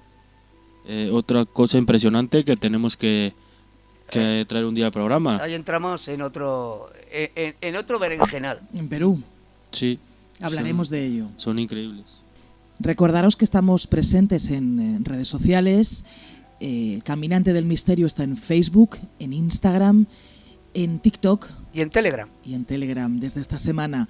También tenemos un número de teléfono al que vosotros, los oyentes, nuestros caminantes, podéis escribirnos o mandarnos un audio hablándonos de vuestras experiencias paranormales. ¿A qué número? Al 644-607-524. Lo repetimos. 644-607-524. Y añadimos también que tenemos... ¿Un correo electrónico? Exactamente, elcaminantedelmisterio@hotmail.com. Y esta semana, un oyente de Asturias, un fiel oyente, nos ha escrito un correo electrónico a esta dirección, elcaminantedelmisterio@hotmail.com, y nos ha contado 2 experiencias paranormales que él ha vivido, y en este caso yo voy a darle voz con todo el respeto y esperemos que os guste. Os la cuento, chicos, y luego, si os parece, hablamos un poquitín al respecto.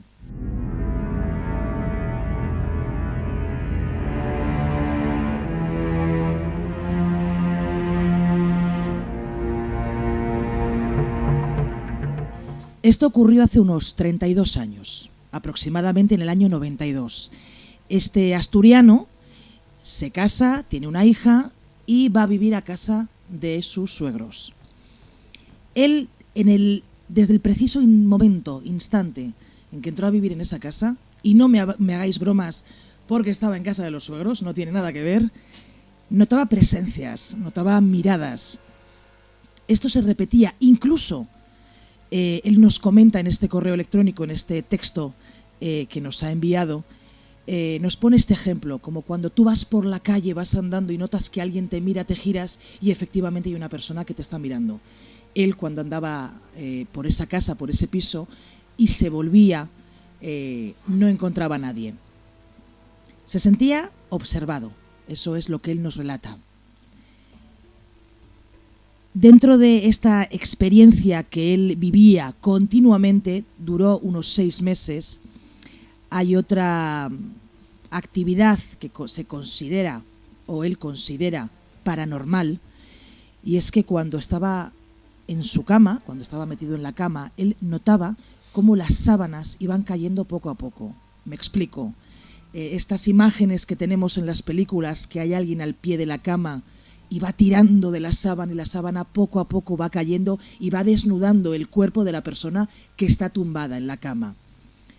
Al principio esas sábanas se movían, se caían poquito, muy lentamente, poco a poco. Pero a medida que pasaba el tiempo, que transcurrían los días en ese piso de Siero, en ese piso cerca de Oviedo, esas sábanas caían más rápidamente hasta tocar el suelo de la cama.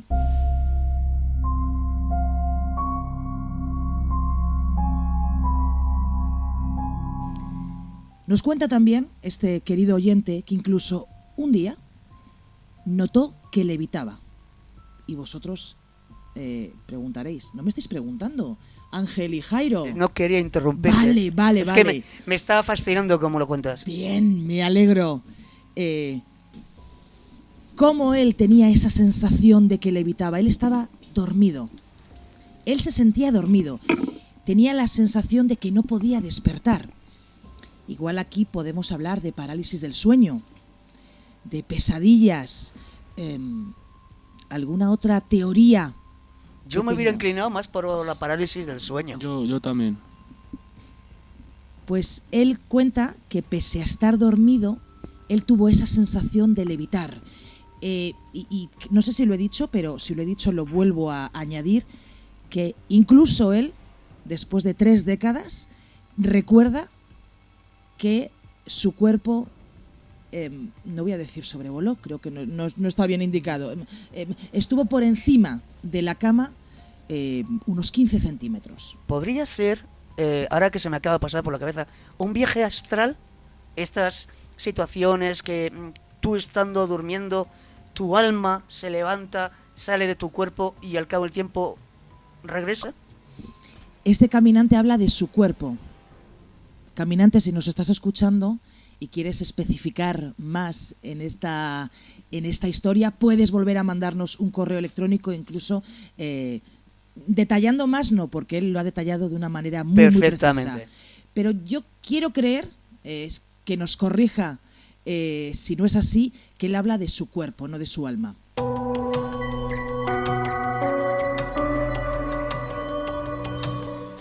Bueno, pues ya os digo, en el año 92, en ese piso de Siero, cerquita de Oviedo, en casa de sus suegros, con su mujer, con su hija, hubo un episodio que desencadenó lo que ocurrió después, que ahora os cuento, que tuvieron que mudarse.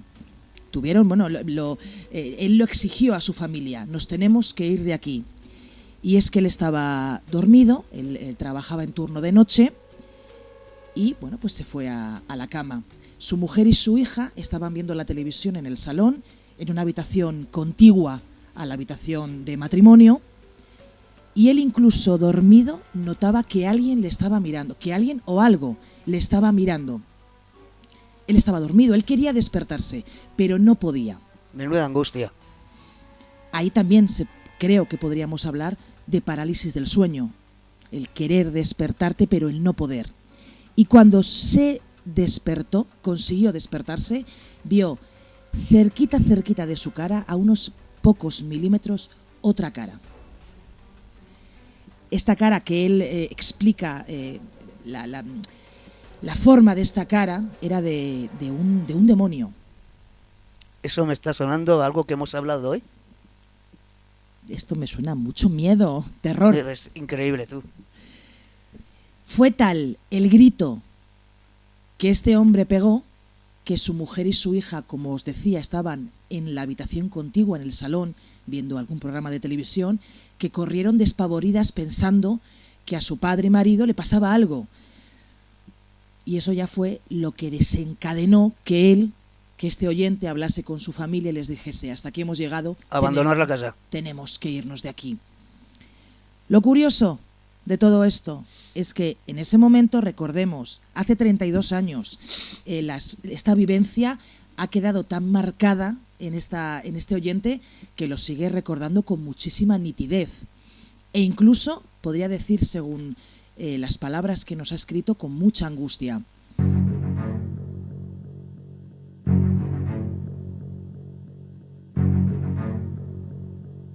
Habló con la familia y habló con su cuñada, es decir, con la tía de su hija, con la hermana de su mujer. Con la dueña de la casa. Exactamente. Bueno, los dueños eran los suegros, pero la cuñada había vivido en esta casa.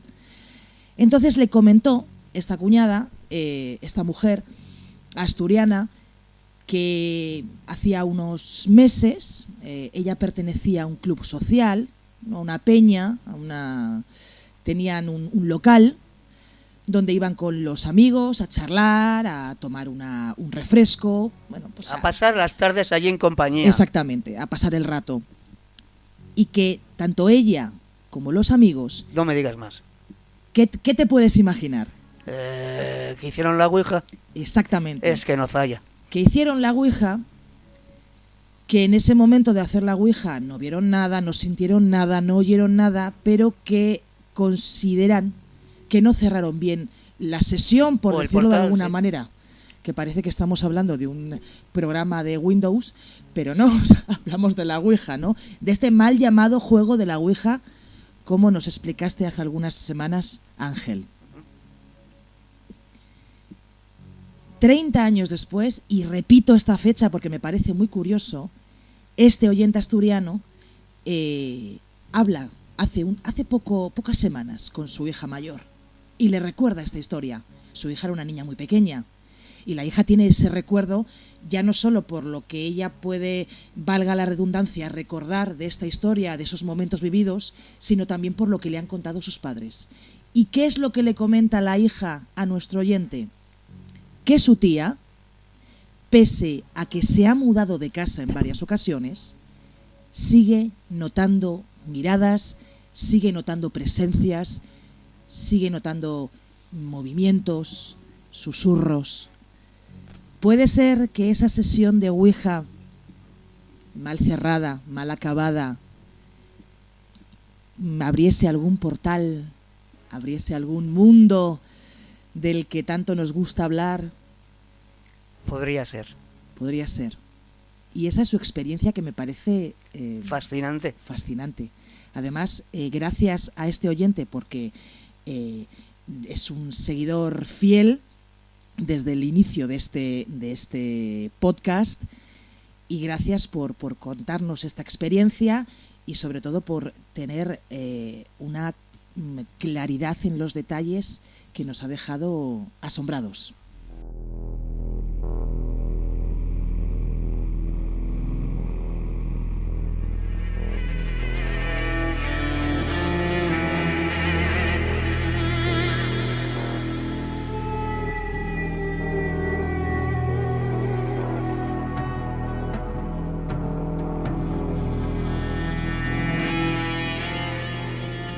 Increíble historia y increíble tu forma de contarlo, Benur. Estaba en ese piso de Siero, de verdad. Sí. No he dicho nada durante toda la narración porque me estaba mirándola y estaba transportándome a ese lugar. Gracias, equipo. Pues nos manda una segunda experiencia. Esta es un poquito más cortita, pero incluso a mí me parece más impresionante que la primera. Vamos a ver qué os parece a vosotros.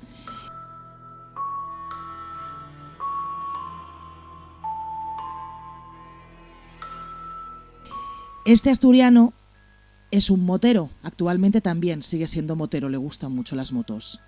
Se compra una moto azul, y él tiene la sensación de que algo malo le va a ocurrir mientras conduce esa moto. Él también lo sueña que algo malo le va a ocurrir. Él tiene una sensación muy extraña en su cuerpo y en su mente. Tras estar unos días hablando con sus hijas, hablando con su familia, no sé qué hacer, la he comprado, tengo que quitar este miedo. Me gustan mucho las motos, pero ¿por qué con esta en concreto tengo ese miedo, ese terror de conducir por la autovía, de conducir por cualquier carretera? Una mañana, después de trabajar, sueña este oyente que en el kilómetro 13 de una carretera va a encontrarse con una moto azul como la suya, estrellada, creo que se dice bien, estrellada, empotrada contra un quitamiedos. En el sueño, nuestro oyente coge su teléfono móvil, marca el 112 para pedir ayuda y no tiene cobertura. Y entonces él nos cuenta en otro correo electrónico que nos ha mandado que él se levanta con esa angustia y esa agonía de no poder haber ayudado a la persona que había tenido ese accidente, que incluso él no sabía si era él mismo en el sueño o era otra persona. Ese mismo día, después de levantarse, no sé si ese mismo día o unos días posteriores, él lleva a su hija pequeña al colegio, la deja en el cole, regresa a su casa y dice, bueno, yo soy un motero de hace muchos años, tengo experiencia, soy prudente, voy con cuidado, voy a disfrutar de esta moto. Se pone su traje de motero, se coge su casco, coge la moto y va dirección Castro, dirección Aguriezo. ¿Y qué pasa? No en el kilómetro 13, él nos dice, ahí me confundí. En el kilómetro 12, ¿qué es lo que este oyente ve? Una moto estrellada. Exactamente, contra un quitamiedos, una moto azul, semejante a la suya e igualita, idéntica a la que estaba en su sueño, estrellada, empotrada contra un quitamiedos. ¿Y qué es lo que hace este oyente? Llamar al 112. Exactamente, se baja de su moto con mucha angustia y llama al 112. ¿Y qué es lo que ocurre? Que no tiene cobertura. Exactamente, qué listos sois. Madre mía. No tiene cobertura. Por cierto, él nos añade, gracias por añadirnos esto, que el piloto de la moto que había sufrido un accidente se encontraba bien, por suerte, gracias a Dios, no le había pasado nada. Cuando hemos leído, o he leído yo, porque esto, el primer caso no os lo comenté, pero este segundo caso sí os lo he comentado, porque hace tiempo hablamos del tercer ojo. Me acuerdo. Sí. Y me parece muy apropiado seguir ahora hablando del tercer ojo o recordarlo, porque creo que este oyente, este caminante, puede tener esa clarividencia. Yo me voy más por sueños premonitorios. O gente que tiene más una sensibilidad más... Sí, pero no que ver con el tercer ojo. Una sensibilidad, sí, como dices, Ángel, pero no... Bueno, pero tiene algo que ver, ¿no? El tercer ojo con la sensibilidad, sí, con la clarividencia. Yo creo que estamos hablando de lo mismo. Sí, pero con diferentes palabras. Sí, que tiene un tercer ojo, una sensibilidad, algo, una pequeña... Puede, en cierto modo, predecir un poco el futuro a corto plazo. ¿Te imaginas que ver el futuro, vosotros ¿no? creéis, no te imaginas, no creéis que hay alguna persona o que existen personas que pueden predecir el futuro? Tener ese don a corto plazo podría ser. Creo que hemos hablado en otros programas. Yo creo que les hay, pero que no cobran. El que tiene ese don le intenta esconder. Se le guarda para sí o para sus seres sí, más ¿verdad? queridos. Lo intenta esconder, no pone una... Para que no le tachen, tiene miedo de que le tachen de loco, una palabra muy mal usada, por cierto. Pero creo recordar, en otros programas hablábamos de mediums, pero yo lo quiero diferenciar. La persona que puede ver el futuro a corto plazo a una persona que puede ver acontecimientos que han ocurrido, que van a ocurrir. Puede parecer lo mismo, pero a mí me parece que no. Igual me estoy metiendo en un jardín que... No, sí, tienes razón, no. No es un medium, no habla con fantasmas, claro, ni con trascendidos. Además, que recordemos, De todas maneras, sería cuestión de preguntárselo si ha tenido más... ¿cómo se dice la palabra? Más... Premoniciones. Sí, o solo ha tenido ese día, en ese momento concreto. En el correo que nos ha escrito a elcaminantedelmisterio@hotmail.com nos deja entrever que alguna otra historia nos quiere contar. Así que le invitamos adelante. A este caminante oyente amigo que nos siga escribiendo. A mí me ha dejado con un buen sabor de boca. O sea, yo la primera me ha parecido... más. Me ha parecido... Queremos más caminante. Increíble. Tenemos un audio que nos han enviado. Sí, un audio de WhatsApp que nos han enviado al 644-607-524. Repetimos. 644-607-524. Parece el teletienda. Sí. Me ha encantado, me ha encantado. ¿Nos le pones, Ángel, por favor? Pues esta historia que os voy a contar sucedió hace muchos años. Salía yo del instituto y me acuerdo que me encontré a todos los compañeros de distintas clases y, o sea, que éramos mucha gente, ¿no? Esta vez éramos cantidad de gente viéndolo, y me les encontré mirando para el cielo, y yo miraba para arriba y claro, me di cuenta que había un aro, estilo, ¿cómo poder decir? Yo qué sé, como un fluorescente de cocina redondo, ¿vale? Pero que brillaba con muchísima intensidad, más fuerte que el sol, y estaba clavado en el cielo y no se movía. No tenía movimiento alguno, estaba clavado. Y tenía por debajo, tenía como una estela pequeña, una pequeña estela que casi no se distinguía, ¿sabes? Que era como si fuese una cola que no se distinguía, que yo creo que era, no sé, de humo, no sé de qué sería. Y ahí estuvo durante cerca de media hora y allí le dejamos y no se movió. La gente se fue retirando y tal, y la cuestión es que al día siguiente, yo lo comenté en casa y tal, y claro, me miraban como diciendo, y pues sería cualquier... No, era una cosa muy grande y no tenía explicación. Vamos, por lo menos lógica, no le veíamos explicación lógica a eso. Y al día siguiente recuerdo que salió en los periódicos, fui al kiosco a comprar el pan y estaba la foto del objeto en el cielo, que se había visto en Asturias, en Cantabria, en País Vasco y Galicia. Se había visto en todo el norte. Por lo tanto, no era yo solo o nosotros solos quien lo habíamos visto. Es más, en los periódicos no detallaban, no decían claramente lo que era y estaban todos con un poco, pues eso, como estábamos todos, sin tener ni idea de lo que era eso.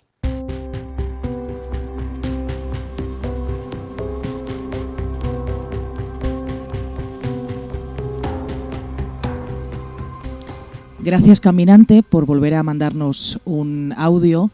Recordemos que este oyente ya nos mandó una experiencia muy parecida también, parecida, con el fenómeno OVNI, que la reproducimos en el capítulo 2, creo recordar. Creo que sí. Él estaba en el Sardinero.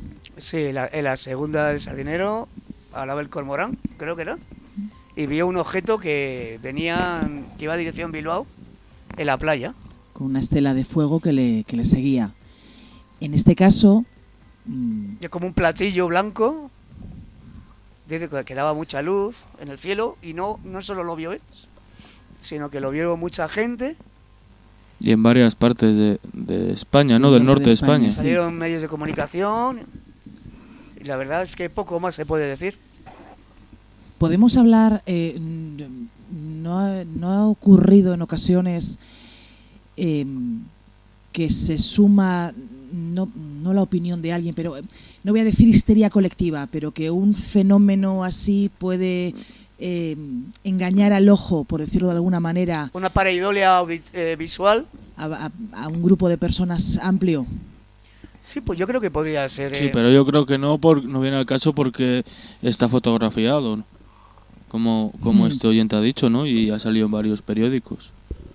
Sí, podría ser un fenómeno que todavía no sabemos. Que no tenga nada que ver con un platillo volante, vale, pero un fenómeno meteorológico. Uh-huh. Iba a decir que eso me recuerda al caso que me han contado hace un momento ahí en un bar en la zona, de un matrimonio que venía y se oyó como una deflagración verde un día que vinieron de tormenta y tal, viene a ser prácticamente pues un fenómeno meteorológico que o no lo sabemos, o lo ignoramos, o no... Lo desconocemos, ¿no? Esto que ocurre a veces, que un torrente de aire caliente se junta con una brisa helada de tal zona una concentración de energía, de electricidad o algo que puede llevar a algo que ignoramos.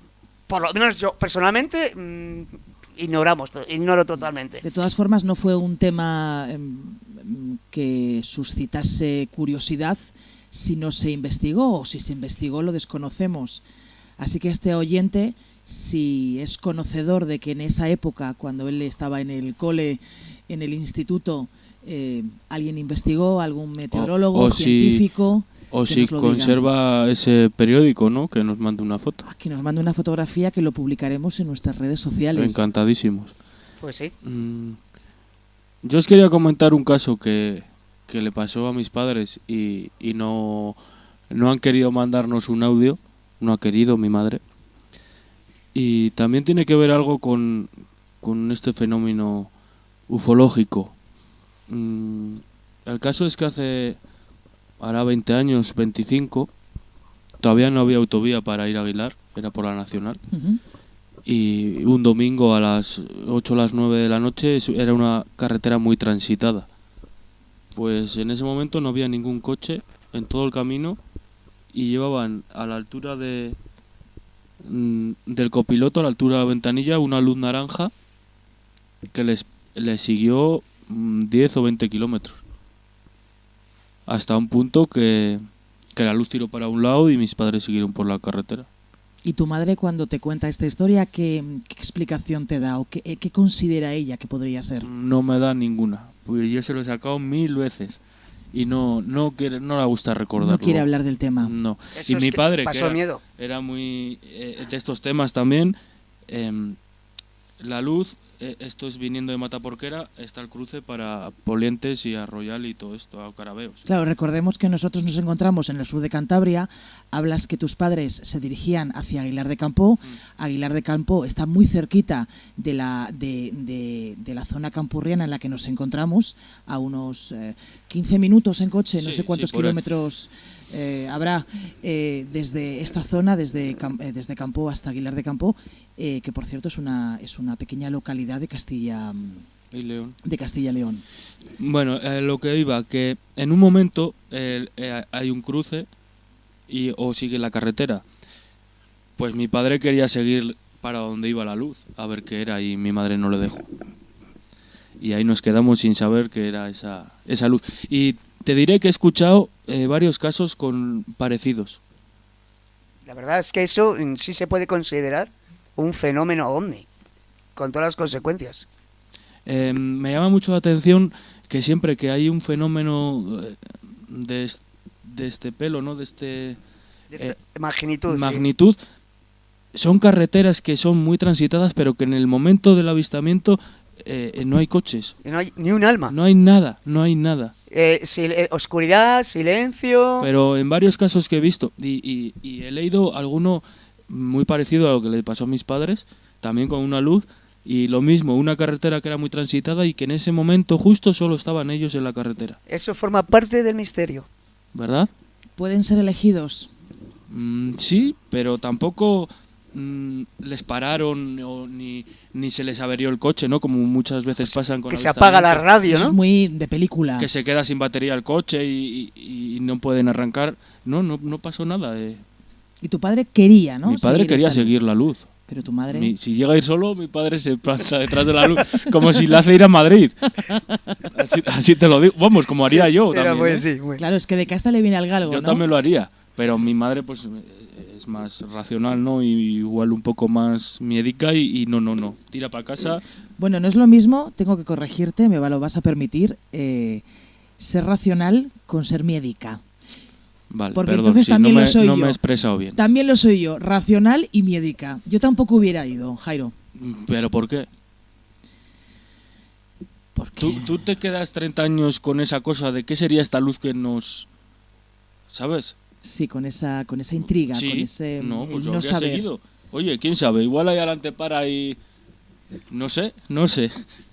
Estamos riéndonos porque nos dice alto a la Guardia Civil. No, pero te quiero decir, igual te conduce a algún sitio y ves algo fuera de lo común. Algo maravilloso que puede influir en tu vida de una manera positiva o todo lo contrario. También es verdad. Entonces seguramente la decisión de tu madre fue la más acertada. La más apropiada, sí.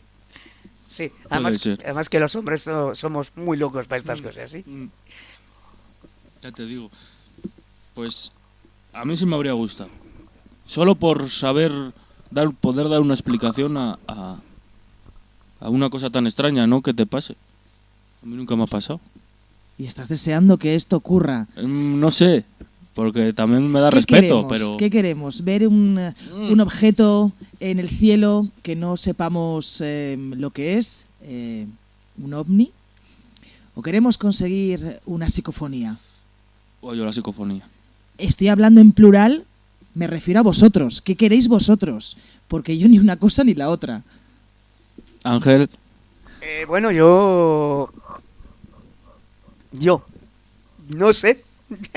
igual prefiero una psicofonía nítida. Sí, clara, que se escuche bien. Clara. Sí. Pero me da la sensación de que siempre querremos más. Me da la sensación que esto es como cuando vas a pescar por primera vez y pescas una trucha, que ya te queda ahí la cosa esa de seguir, ¿no? De sí. Voy a volver y voy a volver y voy a volver. Bien, vale, ya lo he conseguido, pero quiero más. Quiero más. Pero eso lo veremos en próximos capítulos. En el próximo capítulo.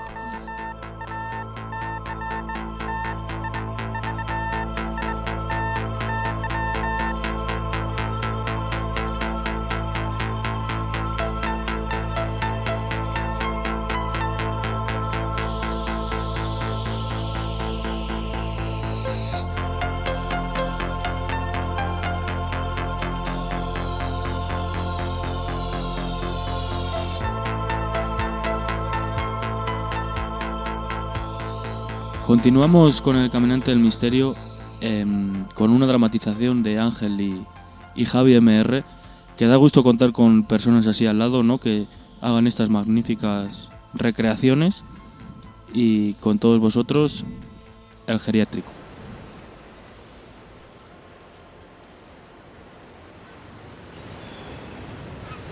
En un pequeño pueblo de Galicia, donde las leyendas y los misterios se entrelazan con la bruma del mar, se alzaba el geriátrico de San Simón. Allí, entre sus paredes de piedra y sus jardines olvidados, comenzó la historia de terror de un joven llamado Mateo.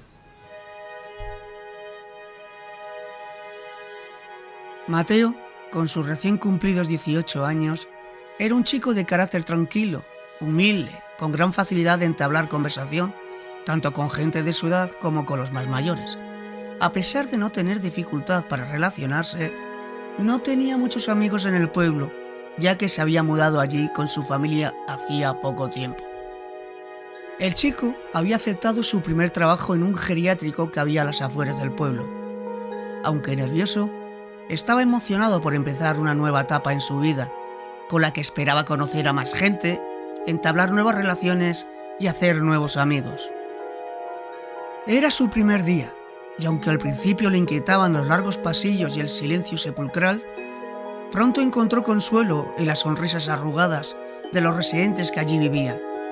No podía imaginar que su vida estaba a punto de cambiar para siempre. Todo transcurriría con normalidad. Se fue adaptando a las rutinas que conlleva el trabajo del geriátrico. A media tarde, mientras el joven repartía la merienda, una niebla verde y espesa comenzó a surgir lentamente desde la antigua central química situada en un bosque cercano. Mateo, lleno de curiosidad, se asomó por la ventana. Al principio parecía un fenómeno natural, por lo que no prestó mayor interés. Pero pasados unos minutos, algo en el aire se sentía diferente, casi eléctrico. Observó cómo la niebla se deslizaba entre los árboles como un ser vivo y notó que no era una niebla común. El muchacho observó hipnotizado cómo la niebla se arrastraba hacia el geriátrico, envolviendo absolutamente todo a su paso. Sin previo aviso, la niebla se infiltró en el geriátrico, deslizándose bajo las puertas, atravesando las ventanas entreabiertas y a través cuantas rendijas encontraba en las paredes del edificio. En cuestión de minutos, la niebla verde penetró en el edificio e inundó los pasillos y salas de la planta baja, para luego subir y llenar también los pasillos y habitaciones de las otras 2 plantas. Y con ella algo extraño sucedió. Los residentes, antes tranquilos, amables, gente cariñosa, aunque cada uno con sus rarezas y caprichos, empezaron a cambiar. Sus ojos perdieron el brillo de la vida y se entornaron opacos. Sus bocas se abrieron en un grito mudo. Sus cuerpos comenzaron a moverse con una agilidad que desafiaba su edad. Y sus voces, antes amables, ahora emitían gruñidos guturales. Mateo, paralizado por el terror, vio cómo se transformaban en criaturas hambrientas, en zombies que ansiaban carne fresca. El joven, paralizado por el miedo, fue testigo de cómo los ancianos se levantaban de sus sillas, ahora figuras grotescas y desfiguradas, como zombies salidos de una pesadilla. Comenzaron a perseguir a los trabajadores, uno tras otro. Los compañeros de Mateo fueron atrapados y devorados por la horda insaciable de ancianos zombies. Mateo escuchaba sus últimos gritos ahogados por la niebla verde. Él, corriendo por su vida, buscó desesperadamente una salida, pero la niebla parecía tener voluntad propia, cerrando rutas de escape, confundiéndolo y desorientándolo, atrapándolo en un laberinto sin fin. Finalmente, encontró refugio en la capilla del geriátrico, un lugar que la niebla no había tocado. Con las puertas cerradas y el corazón latiendo en su pecho, Mateo se arrodilló y rezó por un milagro. Mientras rezaba, una voz le decía: «Mateo, ven aquí. Mateo, ven aquí afuera». Pasaron horas, o quizás días. Mateo no podía decirlo, pero la niebla no se disipaba, y los lamentos de los muertos resonaban en todos los pasillos. Sabía que tenía que escapar, que tenía que sobrevivir. Pero, ¿cómo podría hacerlo si la niebla lo rodeaba todo? De repente, la niebla empezó a desaparecer, y el geriátrico de San Simón quedó en silencio. El joven, con el corazón aún latiendo en su garganta, finalmente se atrevió a salir, pero encontró el geriátrico totalmente vacío. Los cuerpos tanto de los zombies como de los trabajadores habían desaparecido y la niebla estaba disipándose lentamente. Corrió hacia la salida, hacia la libertad. Pero justo cuando cruzaba el umbral, una mano fría y firme agarró su tobillo. Miró hacia abajo y vio los ojos opacos de uno de los residentes, su boca abierta en un grito silencioso. Mateo se liberó y corrió sin mirar atrás, dejando atrás el geriátrico de San Simón y la niebla zombie. Nunca se supo qué causó la transformación de los residentes, ni a dónde fueron llevados los cuerpos. El geriátrico fue abandonado, y la historia de Mateo y la niebla verde se convirtió en una leyenda susurrada en las calles empedradas de San Simón. Un cuento de terror para noches de insomnio. Y aunque algunos dicen que Mateo logró escapar, otros murmuran que aún vaga por los pasillos del geriátrico, atrapado para siempre en la niebla que lo cambió todo. La gente del pueblo también decía que a veces, en las noches más oscuras, se podía ver una figura solitaria caminando por la playa, mirando hacia el geriátrico abandonado, como si esperara que la niebla regresara.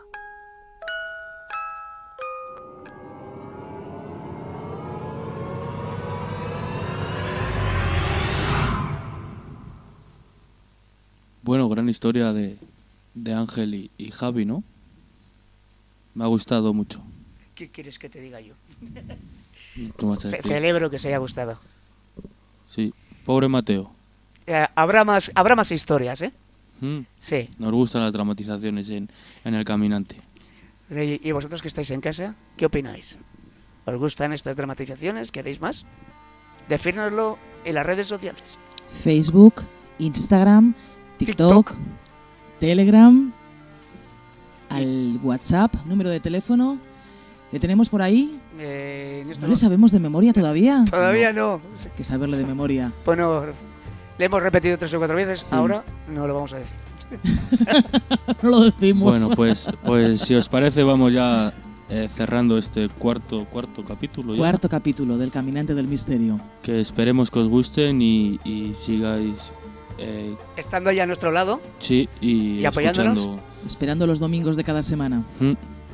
como esperamos nosotros el día de grabación. Sí, aquí, en las mazmorras. Sí. Pues nada, chicos, nos despedimos ya. Ángel, ha sido un placer. Por mi parte ha sido un placer. Muchas Ben-Hur, gracias. como siempre, eres un artista. Gracias, chicos. Y nada, caminantes, hasta la semana que viene. Nos vemos el domingo. Hasta luego.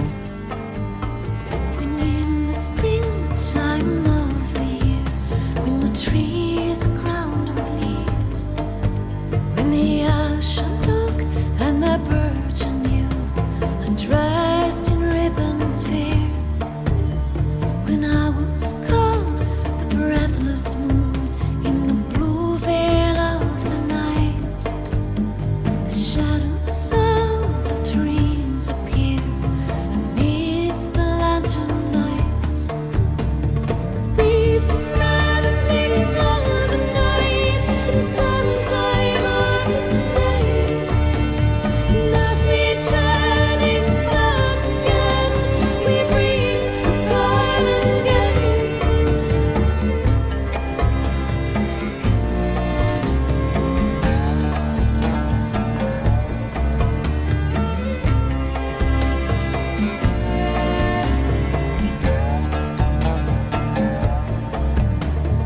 Who would go down to the shady groves and summon the shadows there, and tie a ribbon on those sheltering arms in the springtime